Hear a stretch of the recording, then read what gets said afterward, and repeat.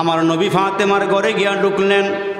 ফাতেমার ঘরে ঢুকার পর আমার নবী তাকায় দেখে গো হাসান আর হোসাইন ফাতেমার কিনারায় দাঁড়ায়া দাঁড়ায়া চোখের পানি মোছে। মুসলমান চেহারার মধ্যে মলিনতা। ফাতেমার দিকেও তাকায় দেখে ফাতেমার অবস্থা বড় খারাপ। ডাক দিয়া কয় মারে, এ মা কি হয়েছে বলো, তোমাদের কেমন দেখা যায় কেন? ফাতেমা ডাক দিয়া বলেন, নবী গো, ঘরের মধ্যে আজকে কয়েকদিন হয়ে গেল খানা নাই, চুলার মধ্যে আগুন জ্বালাইতে পারি না, ডেকসির মধ্যে কি দিব গো বাবা, ঘরের মধ্যে কোনো কিছুই নাই, এই জন্য আমাদের অবস্থা বড় খারাপ। আমার নবী ডাক দিয়ে বলেন, মারি দাঁড়াও দাঁড়াও। নবীজি ঘর থেকে বের হয়ে গেলেন, হাঁটি হাঁটি পা পা করে সামনে গেলেন। সামনে গিয়া দেখেন একটা ইহুদির খেজুরের বাগান, ইহুদি সামনে দাঁড়ায় আছে। আমার নবী ডাক দিয়া বলেন, চাচা আপনার বাগানে কাজ করার মতন কোনো লোক লাগবে নি বলেন। নবীজির দেইখা ইহুদি ডাক দিয়ে বলেন, কাজ করবো কে? কাজ তো আমিই করুম। তোমার চেহারার দিকে তাকায় তো তোমার এই কাজের লোক মনে হয় না। জোরে কন্যা সুবহানাল্লাহ। কয় না, আমি কাজ করুম। ইহুদি ডাক দিয়ে বলেন, তাহলে শোনো, এই যে কুয়া দেখতে পাইতেছে, কুয়া বালতি ফালাইয়া পানি উঠাইয়া গাছের গোড়ায় গোড়ায় দিলে এক বালতি পানির বিনিময়ে তোমার 3টা খেজুর দেওয়া হবে। 3টা খেজুর তোমাকে দেওয়া হবে, তাই নাকি? কয় হ্যাঁ। কয় বালতির রশি আমার হাতে তুলে দেন। বিশ্বনবী রহমতের নবী বালতিটা হাতের মধ্যে লইয়া কুয়ার থেকে পানি উঠানি শুরু করে দিলে। পানি উঠাইতে উঠাইতে 8 বালতি পানি যখন উঠাইলেন, 9ম বালতি যখন কুয়ার মধ্যে ফালাইলেন, রশিটা ভিজে গিয়ে দুর্বল হয়ে গিয়েছে। রশিটা চিরে বালতিটা কুয়ার ভিতরে পড়ে গেল, রশিটা হাতের মধ্যেই রয়ে গেল। এই দৃশ্যটা দূরের থেকে ইহুদি দেখা নিজের গোসা সামলাইতে পারে নাই। চিন্তা করতেছে, এই লোকটা যে আমার বালতিটা কুয়ার মধ্যে ফালাইয়া দিল, আর কোনো বালতিও নাই, এই বালতি কেমনে উঠাবো? রাগ করিয়া গোসা করিয়া বিশ্ব নবীরে চিনে নাই, মায়ের নবীরে চিনে নাই, দয়ার নবীরে চিনে নাই, যার খাতিরে আল্লাহ আসমান বানাইলো, যার খাতিরে আল্লাহ জমিন বানাইলো, ওই নবীকে চিনতে পারে নাই। দূরের থেকে আইসা রাগ কইরা গোসা করে আমার নবীর গালের মধ্যে এমন এক চর মেরে দিছে, এমন এক থাপ্পড় লাগাইছে, জোরে কন্যা নাউজুবিল্লাহ। না, নবীজির গায়ে যখন গালে থাপ্পড় দিছে, আহারে মায়ার নবী উম্মতকে কি শিখায় গেছে। নবীজি বলছেন, তোমরা আমারে ফলো করো, আমার অনুসরণ করো, আমার অনুকরণ করো, তাইলে তোমরা আল্লাহ পেয়ে যাইবে। জোরে কোন সুবহানাল্লাহ। এখন যখন থাপ্পড় একটা মাইরা দিছে, ওই মুহূর্তে আমার নবী রাগ করে নাই। রাগ না করে বলে, চাচা আমাকে মারছেন, আপনার হাতে কি ব্যথা পাইছেন? হাতটা টাইনা বকের কাছে আইনা বলে, আমারে মাফ করে দেন। আপনার বালতি দরকার, ঠিক আছে আমি বালতিটা উঠে দিয়ে যাব, আমি যে আপনার বাগানে কাজ করেছি ওই বিনিময়টা আমারে দেন। নবীজি 3 আটা 24টা খেজুর হাতে নিয়ে ওই বালতিটা যে কুয়ার মধ্যে পড়ছে, এই কুয়ার কিনারায় গিয়া, এটা সাধারণ হাত না, এটা নবুয়াতের হাত। সুবহানাল্লাহ, জোরে বলেন, এটা নবুয়াতের হাত। কুয়াটার কিনারার মধ্যে গিয়ে আমার নবীজি হাত মুবারক বাড়াইয়া দিলেন।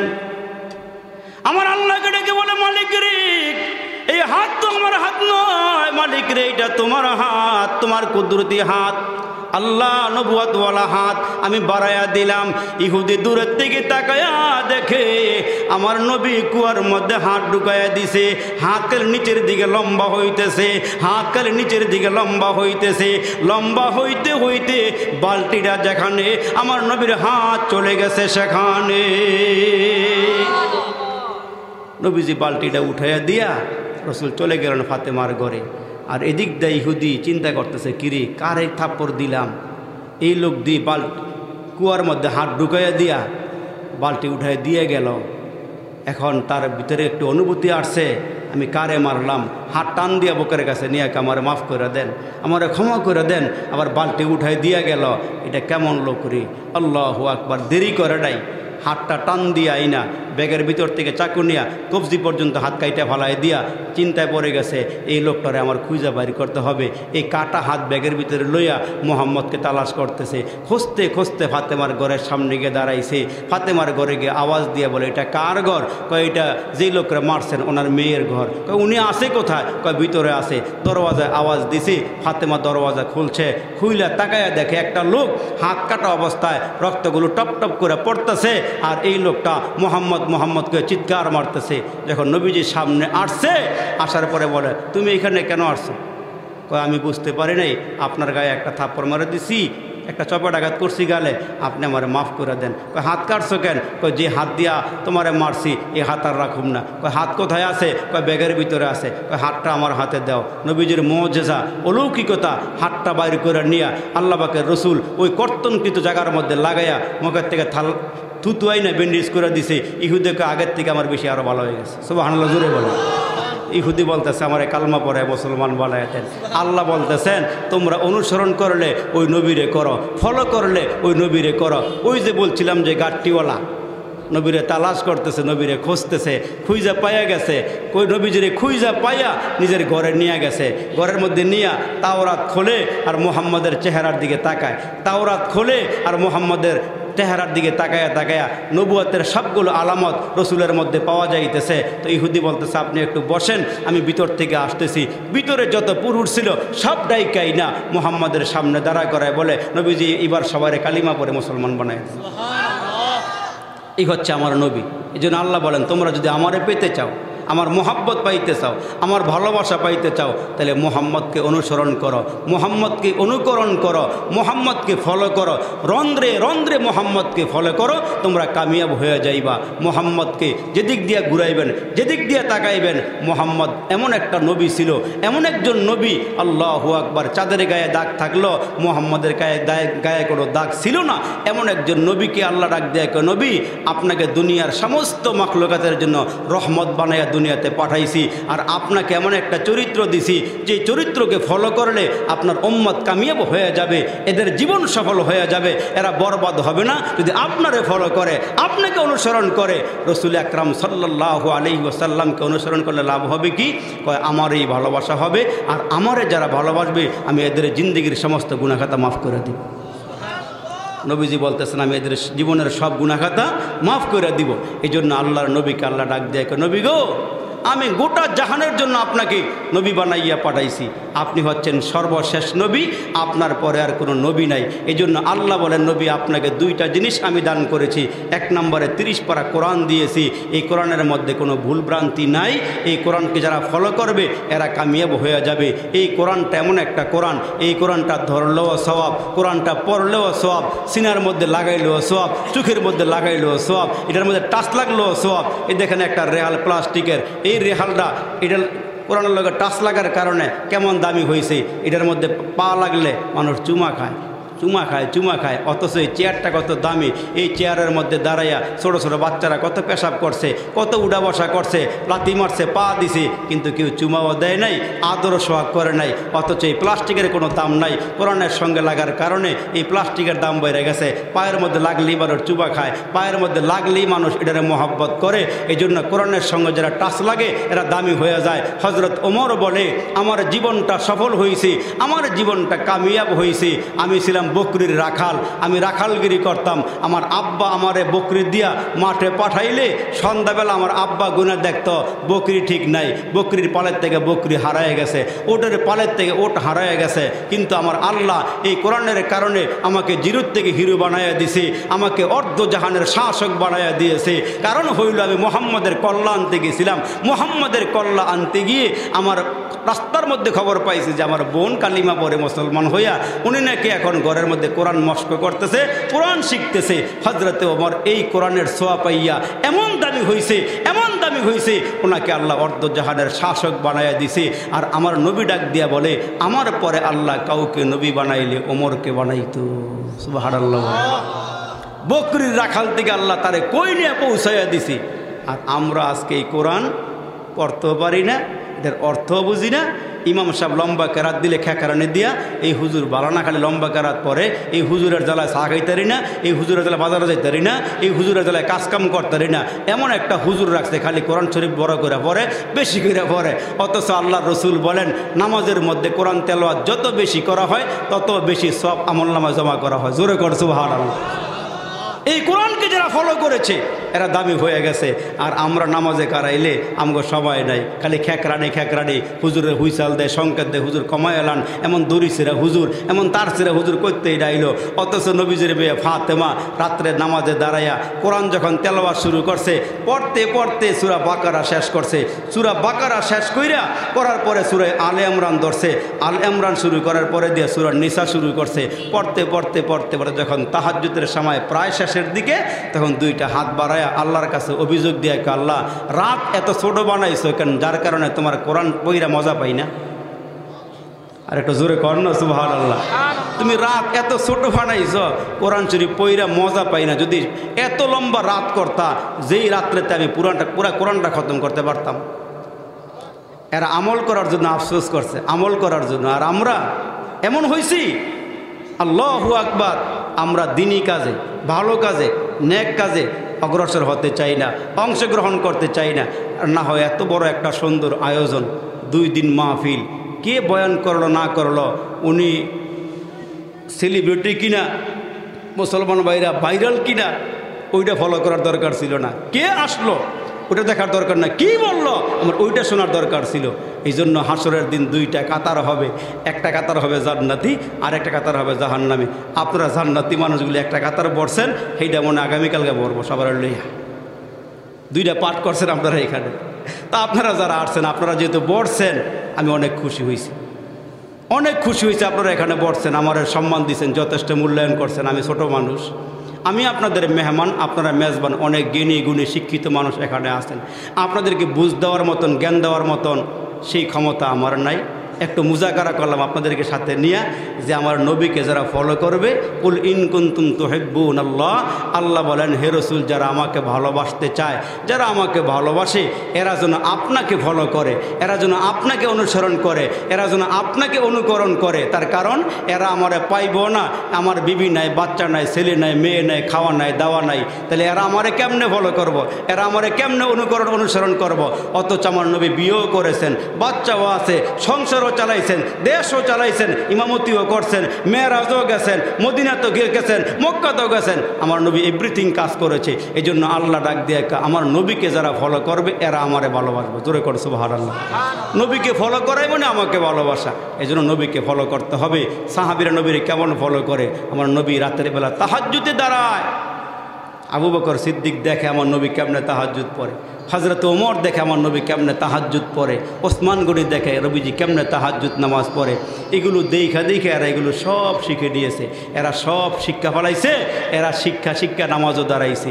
আমার নবী মাঝে মাঝে টেস্ট করে দেখে এরা আসলে আমাকে ফলো করে কিনা, আমাকে অনুসরণ করে কিনা। তো নবীজি তাহাজ্জুদ নামাজ শেষ করে একদিন বের হয়ে ওমরের বাড়িতে গেছে, গিয়ে দেখে ওমর আবু বকর সিদ্দিকের বাড়িতে গিয়ে দেখে আবু বকর নামাজে খাড়াইছে, কোরআন শরীফ পড়ে আস্তে আস্তে কোরআন তেলাওয়াত করে। এই দৃশ্যটা দেখে নবীজির কাছে খুব ভালো লাগলো। একটু সামনে আগাইয়া গিয়া হযরত ওমরের বাড়িতে গিয়ে দেখে ওমর যে কোরআন শরীফ পড়তেছে, চেতা মেজাজের মানুষ, গরম মেজাজের মানুষ, কেমন গরম, ওমর কেমন গরম ছিল। আল্লাহু আকবার। আসলে উনি হকের পক্ষেই গরম ছিল, মিথ্যার পক্ষে না, হকের পক্ষেই গরম ছিল। নবীজির সঙ্গে হাইটা যায় রাস্তা দিয়া, হাঁটতে হাঁটতে আমার নবী সামনে গিয়ে দেখে একজন সাপুরিয়া বাক্সের ভিতরে সাপ লইয়া রাস্তা দিয়া যাইতেছে। আমার নবী জিজ্ঞেস করে, এই তোমার এই বাক্সের ভিতরে কি? বাক্সের ভিতরে কি? সাপুরিয়া বলতেছে, আমার বাক্সের ভিতরে সাপ। হযরত ওমর কিন্তু নবীজির সঙ্গে বলতেছে, ভাই একটু দেখাও না কইলা সাপটা কেমন। তো ওই মুহূর্তে সাপুরিয়া তো আমার নবীর আর চিনে না, বলতেছে সাপ বাইর করলে, সাপ ঢাকনা সরাইলে সাপ বেরো হয়ে যাবে। আমার নবী অনেক অনুনয় বিনয় করার পরেও সে সাপ দেখাইতে চায় না। হযরত ওমর পিছন দিক দিয়ে চোখ গরম করে যখন ইহুদের দিকে একটা নজর দিছে, একটা নজর যখন দিছে, আল্লাহ পাকের রাসূল তাকায়া দেখে তার লুঙ্গি বিজ্জা পানি নিচের দিকে পড়তেছে।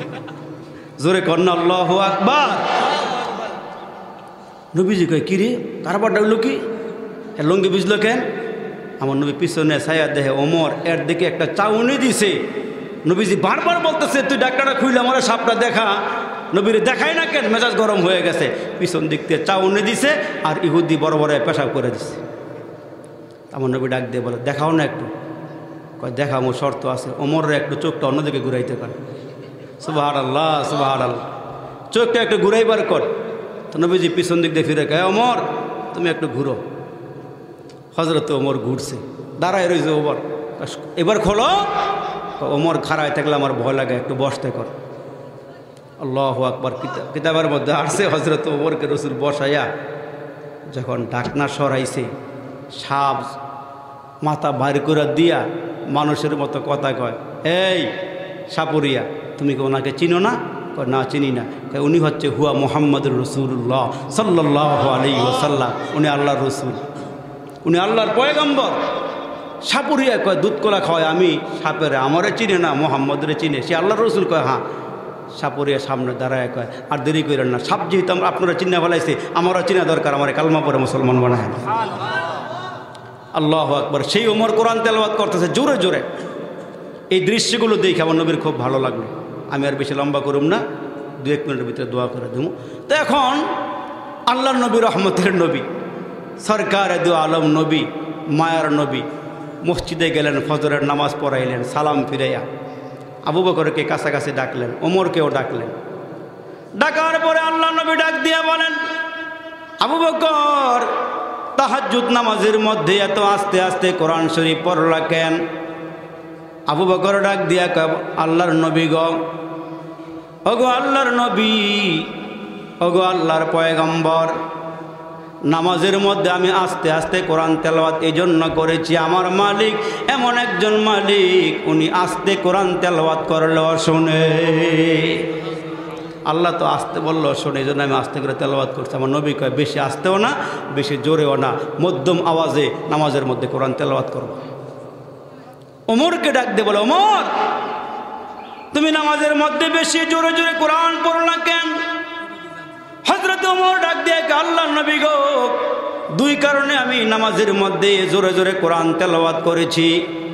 কয় 2 কারণ কি কি বলো? ওমর ডাক দিয়ে আল্লাহর নবী গো, আমি যত জোরে কোরআন তেলাওয়াত করি তত দূরে শয়তান ভাগিয়া যায়, 1 নম্বর কারণ। আর 2 নম্বর কারণ, আমার নিয়ত ভালো ছিল গো নবীজি, আমি চাইছিলাম জোরে জোরে কোরআন তেলাওয়াত করলে যেন আমার আওয়াজ শুনে আশপাশের মানুষের ঘুম ভাঙ্গা যায়, এরাও আমার মতো নামাজের মধ্যে দাঁড়ায় দাঁড়ায় কোরআন তেলাওয়াত করে। আমার নবী ডাক দিয়ে বলে, ওমর তোমার দিল ভালো মন ভালো, তবে নামাজের মধ্যে মধ্যম আওয়াজে কোরআন তেলাওয়াত কইরো। সাহাবায়ে কেরাম নবীজিরে ফলো করে, নবীর অনুকরণ করে, এরা আল্লাহর দরবারে দামি হয়ে গেছে, এরা আল্লাহর দরবারে পছন্দনীয় হয়ে গেছে। এর নবীর উম্মতের দল, আমার নবীরে ফলো করতে হবে, নবীরে অনুকরণ করতে হবে। 1500 বছর আগে পরে আইসা আমরাও যদি ওই বিশ্ব নবীরে ফলো করি, নবীজিকে আমরা মানি, নবীজির চরিত্র আমরা ধইরা রাখি, আল্লাহ ডাক দিয়ে নবী গো, আপনার মধ্যে রয়েছে আপনার উম্মতের জন্য গ্রহণ করার মতন উত্তম চরিত্র, আমরা যেন উত্তম চরিত্রটা গ্রহণ করতে পারে। এ মুসলমান বন্ধু, নবীকে ভালোবাসতে হবে, নবীকে মোহাব্বত করতে হবে, নিজের জানের যেমন নবীরে ভালোবাসতে হবে বেশি। কারণ রসুল ডাক দিয়ে বলেন, লা ইউমিনু আহাদুকুম হাত্তা আকুনা আহাব্বা ইলাইহি মিন ওয়ালিদিহি ওয়া ওয়ালাদিহি ওয়ান নাসি আজমাইন। রসুল ডাক দিয়ে দিয়ে কে উম্মতের আরে, নিজের জানের চেয়ে আমারে বেশি ভালোবাসবা, বিবির চেয়ে আমারে বেশি ভালোবাসবা, আব্বা আম্মার থেকে আমারে বেশি ভালোবাসবা, সন্তানদের থেকে আমারে বেশি ভালোবাসবা। সাহাবায়ে কেরাম নবীরে কেমন ভালোবাসছি একটু নমুনা শুনিয়া যান, ওই রকম করে আমাদেরকেও ভালোবাসতে হবে। রসুলে আরবি যখন মক্কা শরীফ থেকে হিজরত করে মদিনা শরীফে গেলেন, মদিনায় যাওয়ার পর রহমতের নবী মদিনার মধ্যে যাওয়ার পরে দিয়া, এ মুসলমান বাইরারি লোকেরা দলে দলে আসতেছে, মুহাম্মদ নবীর কোরআন তেলাওয়াত শুনতেছি, নবীজির চেহারা মুবারকের দিকে তাকাইতেছি। আহারে মায়ের নবীর চেহারা এত সুন্দর, আল্লাহ পাক রব্বে কারীম মুহাম্মদ নবীর চেহারাটা এত সুন্দর বানাইছেন, যে দেখে সেই পাগল হয়ে যায়। আহারে এত সুন্দর চেহারা, আবার কি জানি তেলাওয়াত করে দিল মন কাইরা লইয়া যায়। নবীজির কোরআন তেলাওয়াতের মধ্যে এত স্বাদ এত মজা আল্লাহ দিয়েছেন, কাফেররা পর্যন্ত রাতের বেলা মোহাম্মদ নবীর কোরআন তেলাওয়াত না শুনলে ঘুম আসে না। আমার নবীর কণ্ঠের মধ্যে আল্লাহ কত মজা ঢুকায় দিয়েছেন। মোহাম্মদ নবী একদিন মসজিদে বসা, এমন সময় ছোট্ট একটা কিশোর ছেলে, নাম হলো তলহা বিন বরা, বয়স হলো 11 থেকে 13 বছর। ওই কিশোরটা আমার নবীজির দরবারে আসছে। তার বাড়ি হইল কোবা এলাকায়। মুসলমান বন্ধুরা রে, ওই কোবা এলাকায় তার বাড়ি, বয়স হলো 11 থেকে 13। এই কিশোর ছেলেটা নবীজির সামনে আইসা নবীজির সামনে দাঁড়ায় আসে, দাঁড়ায়া বারবার নবীজির চেহারার দিকে তাকায়, বারবার নবীজির ফলো করি, দাঁড়াইয়া আমার নবীরে দেখে, নবীর চেহারার দিকে তাকায়, নবীজির বুক মুবারকের দিকে তাকায়, পুরা বডিটার দিকে তাকাইয়া তার নিকট বড় ভালো লাগছে, বড় পছন্দ হয়ে গেছে। ওই মুহূর্তে আমার নবী ডাক দিয়ে বলেন, এই মিয়া তুমি কি চাইতেছ? আমি চাইতেছি আমি মদিনা এলাকার মধ্যে বসবাস করি, কুবা এলাকার মধ্যে বসবাস করি, কত মানুষের সঙ্গে আমার দেখা হয়েছে। ওগো মোহাম্মদ নবী, আপনার মতো এত সুন্দর চেহারা আমি ছোট্ট মানুষের নজরে কোনোদিন পড়ে নাই, এই জন্য আপনার চেহারার দিকে আমি বারবার তাকাই। নবীজি ডাক দিয়া বলেন, তুমি কি কালিমা পড়বানি? কালিমা পড়ার জন্যই তো আসছি, আমি আপনার কাছেই থাকতে চাই, আপনার কাছেই আমি থাকবো, আপনার সেবা করব। কয় না, তোমার আব্বা আম্মা আসেনি? কয় হ্যাঁ আছে। কয় কালিমা পরে চলে যাও, বাড়িতে চলে যাও, আব্বা আম্মার সেবা করো, আব্বা আম্মার চেহারার দিকে তাকাও, মায়ার নজরে তাকাইবা, দয়ার নজরে তাকাইবা, আব্বা আম্মার খেদমত করবা, আব্বা আম্মার চেহারার দিকে নজর দিবা, আব্বা আম্মা যা বলে তাদের কথাগুলো মানবা, তাদের কথাগুলো মানবা। আমি নবী ঘোষণা দিয়া দিলাম, ঘরের মধ্যে যাই আব্বা আম্মার চেহারার দিকে তাকাইলে আমার আল্লাহ প্রত্যেকবার তাকানিতে একটা কবুলি হজর সওয়াব আমল নামায় জমা করে দিবে। তলহা কালিমা পরে মুসলমান হয়ে বাড়িতে চলে গেল। কয়েকদিন পরে আমার নবীর দরবারে আবার আসছে। আয়েশা নবীজির সঙ্গে মুসলমানদের একটা সম্পর্ক তৈরি হয়ে গিয়েছে। পিছন দিক দিয়ে আল্লাহ নবীকে দুইটা হাত দিয়ে জড়াইয়া ধইরা নবীজির গালের মধ্যে চুমা খায়। সুবহানাল্লাহ, জোরে কন্যা আওয়াজ দিয়া। নবীজির কাছেও ভালো লাগে, নবীজির জড়াইয়া দইরা কপাল মুবারকে চুমা খায়, গালে চুমা খায়, আর কচি কণ্ঠে ডাক দিয়া কয়, নবী গো আমি আপনারে ভালোবাসি, নবী গো আমি আপনারে মোহাব্বত করি। ও নবীজি, আপনি কি আমারে ভালোবাসেননি? আপনি কি আমারে মোহাব্বত করেননি? নবীজির দিলটা নরম হয়ে গেছে। নবীজির চোখ মুবারকে পানি বের হইয়া ডাক দিয়া কয়, তলহা রে, তুই যেমন আমারে ভালোবাসস আমি পয়গম্বর তোরে ভালোবাসি। এই তলহা বিন বরা নবীর দরবারে আসলে আমার নবী একদিন ডাক দিয়ে কয়, তলহা রে, আমি জানতে চাই তুই তোর আব্বা আম্মার থেকে আমারে বেশি ভালোবাসস নাকি আব্বা আম্মারে বেশি ভালোবাসস? তলহা বিন বরা ডাক দিয়ে বলেন, নবীজি গো, আমার আব্বা আম্মার জন্য আমার মা আমারে জন্ম দিয়েছে, তবে রসুল আমি সত্য কথাটা আপনারে বলি। কয় বলো? কয় নবীজি গো, আমি আমার আব্বা আম্মার থেকে আপনি রসুলকে বেশি ভালোবাসি। নবীজিকে একটু পরীক্ষা হয়ে যাক, তুমি তোমার আব্বা আম্মার থেকে আমারে কেমন বেশি ভালোবাসো? কয় নবীজি কি পরীক্ষা করবেন করেন। আমার নবী খাপের ভিতর থেকে তরবারিটা বের করে তলহা বিন বরার হাতের মধ্যে দিয়া কয়, তলহা রে, তুই যদি আমারে তোর আব্বা আম্মার থেকে বেশি ভালোবাসস তাহলে একটা কাজ কর, এই তরবারিটা হাতের মধ্যে নিয়ে বাড়িতে যা, তোর আব্বা আম্মার কল্লাটা কাইটা, মাথাটা কাইটা, দেহ থেকে মাথাটা আলাদা করে আব্বার মাথাটা, মায়ের মাথাটা আমার দরবারে নিয়ে আসবি, তাইলে বুঝবো আব্বা আম্মার থেকে আমি নবীরে তুই বেশি ভালোবাসস।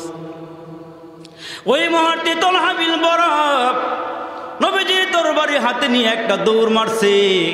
কিছু পথ যাওয়ার পরে দিয়া আমার নবী ডাক দিয়া কয়, তলহা রে, আর যাওয়া লাগবে না, আর যাওয়া লাগবে না, বুঝ হয়ে গেছে তুই আমারে আব্বা আম্মার থেকে বেশি ভালোবাসস, আয় তাড়াতাড়ি করে আমার বুকে আয়, আমার বুঝ হয়ে গেছে তুই আমারে তোর আব্বা আম্মার থেকে বেশি ভালোবাসস।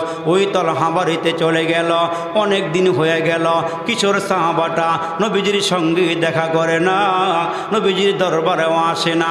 কারণ হইল ওই বাচ্চাটা অসুস্থ হয়ে গেছে, কিশোর ছেলেটা অসুস্থ হইয়া বিছানার গুনার মধ্যে পড়ে গেছি, আর আসতে পারে না, নবীজির দরবারে আসতে পারে না, হাঁটতে পারে না, চলতে পারে না, এই জন্য আসতেও পারে না।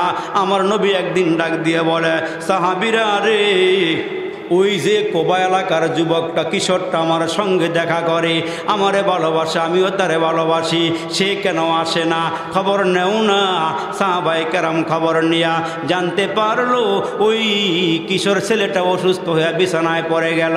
আমার নবী ডাক দিয়ে বলেন, সে কি দাঁড়াইতে পারে না, উঠতে পারে না? সাহাবারা ডাক দিয়া, কোনো বিগো না, সে দাঁড়াইতে পারে না, উঠতে পারে না। আমার নবী একদিন চলে গেল ওই তলহার বাড়িতে, দরওয়াজার মধ্যে গিয়ে আওয়াজ দিল, তলহা উঠতে চায়, দাঁড়াইতে চায়, দাঁড়াইতে পারে না, নবীর সঙ্গে মুসাফা করতে চায়, হাত বাড়াইতে পারে না, এমন অসুস্থ হয়ে গেছি। আমার নবী কাছে গিয়া বসে, আমার নবীজি তাকায়া দেখি তলহার চোখের কোণার মধ্যে মহব্বতের পানি ঝরতেছি, দুইটা চোখ দিয়ে ঘুরে ঘুরে পানিগুলো পড়ি। আমার নবী ডাক দিয়া বলেন, তলহা তোমার কি হয়েছে? কয়, নবীজি আমার মনে হয় আমি আর বাঁচবো না। ওগো নবীজি, আপনি আমারে ক্ষমা করে দিয়েন, আপনি আমারে মাফ করিয়া দিয়েন। তবে নবীজি, আপনার আমি ভালোবাসি, আপনি আমারে ভালোবাসেন। আমার নবী তার অবস্থা দেখা তার আব্বাকে ডাক দিয়ে বলেন, এ তলহার বাবা, তুমি একটু নীরবে নির্জনে আসো, তোমার সঙ্গে আমার কিছু কথা আছে। আমার নবী তলহার আব্বার এই দূরে নিয়া কথা বলতেছে আর বলে, আমার মনে হয় তোমার সন্তানটা আর বেশি দিন বাঁচবে না, তবে শুনিয়া রাখো, তোমার সন্তান মারা গেলে আমি নবীরে খবর কইও, আমি নবী নিজে আসব, আমি তারে গোসল দিব, কাফন পরাবো, আমি নবী তার জানাজা পড়াইয়া আমার নিজ হাত দিয়া তারে কবরের মধ্যে রাইখা মাওলার দরবারে দোয়া করবার লাগু। আমি তলহার ওপরে রাজি, তুমিও রাজি হয়ে যাও। এই ঘোষণা দিয়ে আমার নবী বিদায় হয়ে চলে আসলেন। তলহা নিজের আব্বাকে ডাক দিয়ে, কে বাবা গো, আমার নবী কি বইলে গেছে, শেষ কথাটা আমারে শোনাও। আব্বা শোনাইতে চায় না, কয় না না, বলো আমার নবী কি বইলে গেছে। তলহার আব্বা ডাক দিয়ে বলেন, আরে তলহা, রাসূল বলে গিয়েছে তুই যদি মারা যাস আমার নবীরে খবর দিতাম, জানাজা আমার নবী তোরে পড়াইব, নিজের হাত দিয়া কবরে নামাবি। এই খাবারটা দেওয়ার জন্য আল্লাহ রসুল আমাকে নীরবে ডেকেছিল। দেখেন ছোট্ট কিশোর তলহা আব্বারে কি কয়ে শুনেন। ওই তলহা ডাক দিয়া কে, আব্বা, আমি যদি রাতের বেলা মারা যাই আমার নবীরে খবর দিও না, কারণ আমার নবীর বাড়ির থেকে আমার বাড়ি পর্যন্ত আসতে দুই দিকে ইহুদিরা বসবাস করে। এই মদিনার মধ্যে ইহুদিদের মতন বড় দুশ্মন আমার নবীর আর কেউ নাই। রাতের বেলা আমার নবী যদি আমার মৃত্যুর খবর পায় তাহলে বিশ্ব নবী আমার মোহাব্বতে চলে আসবে।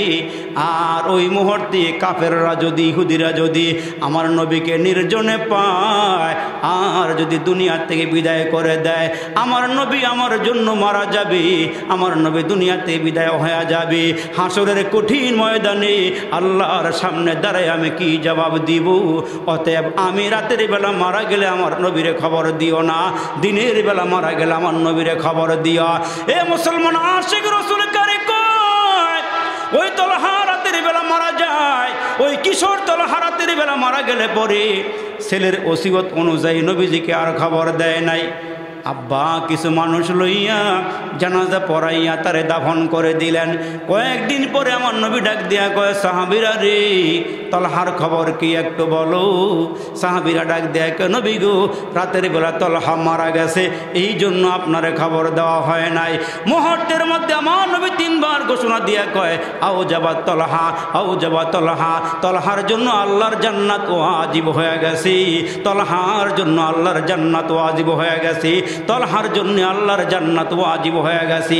সাহাবীরা ডাক দিয়ে কয়, নবীজি আপনি জানাজায় যান নাই, জানাজা পড়ান নাই। ওগো নবীজি, আপনি 3 বার ঘোষণা দিয়ে দিলেন তলহা জান্নাতি হয়ে গেছে, তলহা জান্নাতি হয়ে গেছে। ওই মুহূর্তে আল্লাহ নবী ডাক দিয়ে বলেন, সাহাবীরা রে, তলহা আমারে ভালোবাসে, আমিও তলহারে ভালোবাসি। আমার আল্লাহ জিবরাইল দিয়া খবর দিয়ে গেছে, ওই ভালোবাসায় আমার অনুকরণে তলহারে আল্লাহ জান্নাতের মেহমান বানায়া দিছে।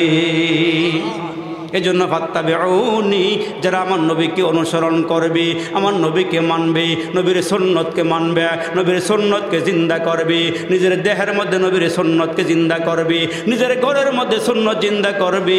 আমার মায়েরা যারা আছেন, মা গো আপনিও যদি নবীর সুন্নতকে আঁকড়িয়ে ধরেন, সুন্নতের ওপরে আমল করেন, আর 4টা কাজ আপনারা করবেন। 1 নম্বরে 5 ওয়াক্ত নামাজ পড়বেন, 2 নম্বরে রমজান মাসের রোজা রাখবেন, স্বামী থাকলে স্বামীর খেদমত করবেন, পর্দা সহকারে জমিনে চলাফেরা করবেন, লজ্জাস্থানটার হেফাজত করবেন। এই কয়েকটা কাজ যে নারী করিয়ে মারা যাবে, আমার আল্লাহ ওই নারীগুলো মরতে দেরি হবে, আল্লাহর জান্নাতে যাইতে দেরি হবে না। এই জন্য মুসলমান ভাইরা, আমি একখানা আয়াতে কারিমার উপরে কিছু কথা রেখেছি, যে রসুলের অনুকরণ, রসুলের অনুসরণ, রসুলকে ফলো করা, রসুলকে মানা, রসুলকে মোহাব্বত করা, রসুলের সুন্নতের ওপর আমল করা। ইনশাআল্লাহ আল্লাহ যেন বক্তা শ্রোতা সবাইকে আল্লাহ তাআলা কথাগুলোর ওপর আমল করার তৌফিক দান করে, বলেন আমিন। আর একটু জোরে আওয়াজ করে বলেন আমিন। আগামীকালকে ইনশাআল্লাহ, আজকে যারা আসছেন আগামীকালকে নিজেরাও আসবেন, অন্য ভাইকে দাওয়াত করে নিয়ে আসবেন। অনেক বড় একজন ওয়াইজ আপনাদের সামনে আগামীকালকে আসবে। গত বছর নাকি মাগরিবের পরে ওয়াজ করে চলে গেছিল, এই বছর মাগরিবের পরে না।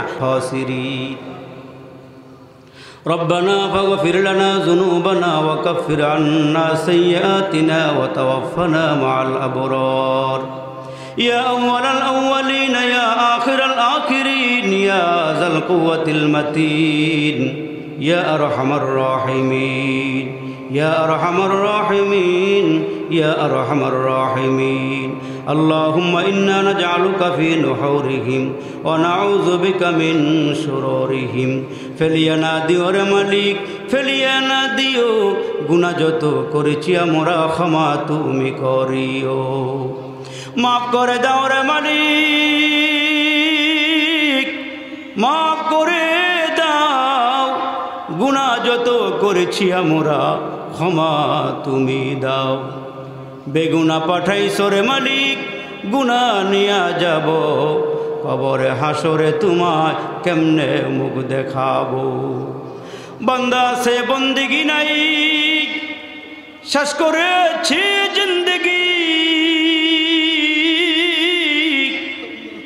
বান্দা সে বন্দেগি নাই শেষ করেছি জিন্দগি আখেরাতের বিচার দিনে এ পাপীদের উপায় কি জ্বালায় আমরা রে আল্লাহ জ্বালায় আমরা রে আল্লাহ দুজখের আগুনে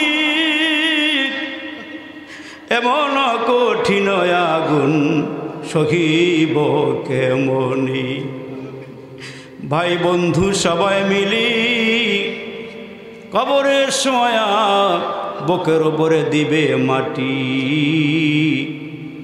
দরজাগুলো বন্ধ করে দিবি রে মালিক জনমের লাগি ইয়া আল্লাহ তাকায় দেখো রে মালিক তোমার কতগুলো আশিকিন জাকিরিন পাগল প্রেমিক বান্দা বান্দিরা রে মালিক এই কুয়াশার পানির মধ্যে তোমার বান্দাগুলো কেমনে বসিয়া রইছে রে মালিক ইয়া আল্লাহ জানি না কার জন্য জানি আজকের মুনাজাতরা জীবনের শেষ মুনাজাত হয়ে যায় জানা নাই রে মালিক বাজারে কোন দোকানের মধ্যে জানি আমাদের কাফনের কাপড় রেডি হয়ে গেছি আল্লাহ কবে জানি বাঁশবাগানের বাঁশগুলো আমাদের সামনে এসে হাজির হয়ে যায় এরে মালিক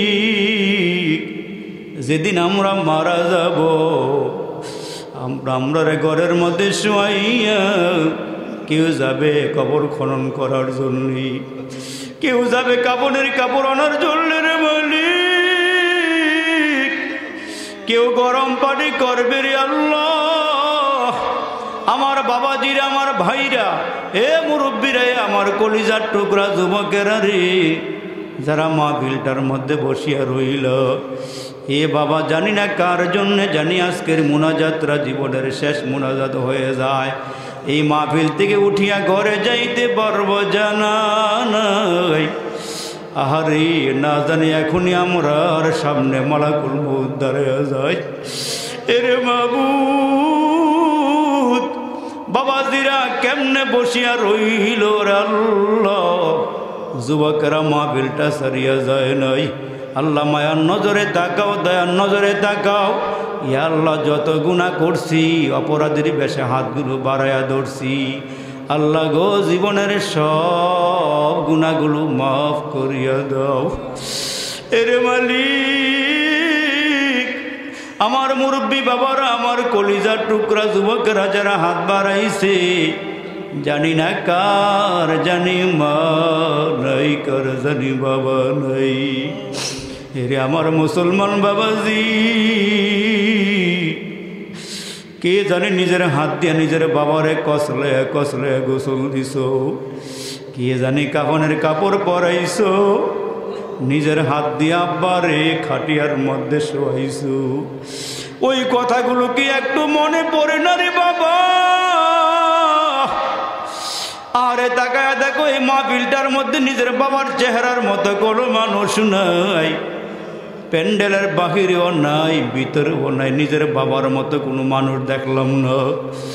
আল্লাহ গো, কে জানি বাবা হারাইছি। এ বাবা, তোমার জন্য তোমার আব্বা কতই না কষ্ট করেছে। আরে সারাদিন ঘরে আসলাম না, আব্বা রাগ করছে, মা রাগ করছি।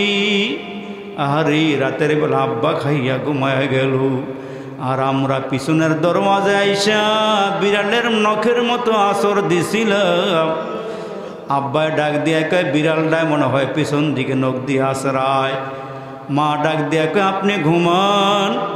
মা জানে পিছনে বিড়াল আসে নাই, সন্তানটা আইসা আসর মারতেছি। মা আব্বারে ঘুম পাড়ে, মা ডাক দিয়া দেখে বিড়াল বেশি আওয়াজ করবি না। মা দরওয়াজা খুইলা পিছনে গিয়া দেখে সন্তানটা দাঁড়ায় আছি। মা ডাক দিয়া কয়, সন্তান রে, তোর আব্বার রাগ কমে নাই, বেশি আওয়াজ দিস না, তোর আব্বাই কিন্তু তোরে পিটাবি। আরে ওই মা জননী কার জানি নাই, কে জানি মারে কবরে নামাইছ, কে জানি বাবারে কবরে নামাইছ। এ খানবাড়ির মুসলমানের, এ আমার বাবা, আব্বা আম্মা কবর থেকে ডাক দিয়ে দিয়ে কই, ছেলেরে তুই এত পছন কেমনে হইলি? আমাদের জন্য কি একটু মায়া লাগে না? একটু মায়া কি হয় না? এ সন্তান, কত রাত্রে তোর জন্য আমি ঘুমাই নাই। অসুস্থ হয়ে গেলে কাঁধে লইয়া আব্বা মা দৌড়াইয়া ডাক্তারখানায় গেছি, রাত নাই দিন নাই, জানা নাই কার আব্বা আম্মার কবরে জাহান্নামের আগুন ধাও দাও ধাও দাও করিয়া জ্বলতেছি। কার আব্বা আম্মার কবরে বিষাক্ত সাপগুলো সবল মেরে আছে। এ বাবা, এক ফোঁটা চোখের পানি ছেড়ে দাও। এ মা, এ আমার বোন, দেখো না দিলটা নরম করে আব্বা আম্মার জন্য এক ফোঁটা চোখের পানি ফেলাইতে পারোনি। তোমার এই চোখের পানি বৃথা যাবে না রে বন্ধু। মাওলা কুদরতি হাত বাড়ায়া বাড়ায়া তোমার চোখের পানিগুলো নিয়া যখন আব্বা আম্মার কবরে দিবি, আব্বা আম্মা ডাক দিয়া দিয়া বলবে, আল্লাহ কিসের পানি দিয়ে আগুন নিবাইলা?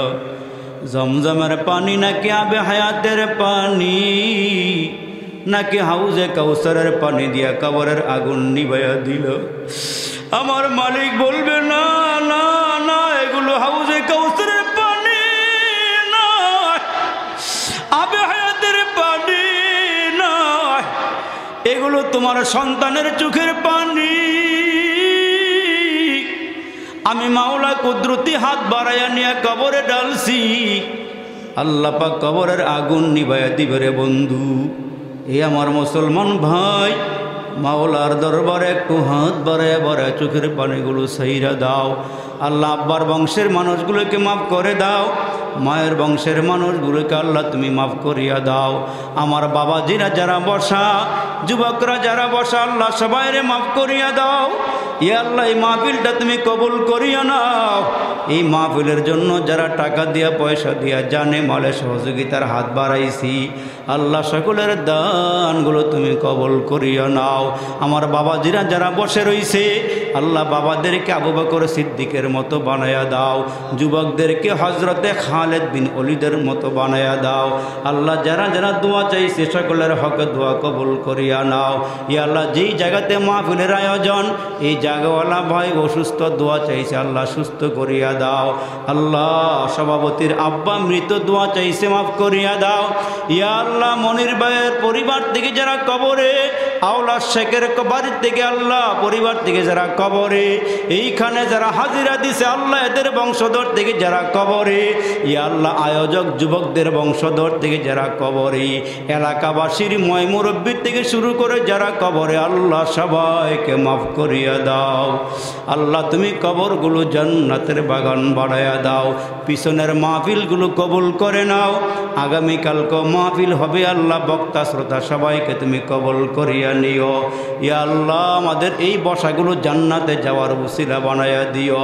রব্বির হামহুমা কামা রব্বায়ানি সগীরা, রব্বির হামহুমা কামা রব্বায়ানি সগীরা। সুবহানা রব্বিকা রব্বিল ইজ্জাতি আম্মা ইয়াসিফুন ওয়া সালামুন আলাল মুরসালিন। আমিন।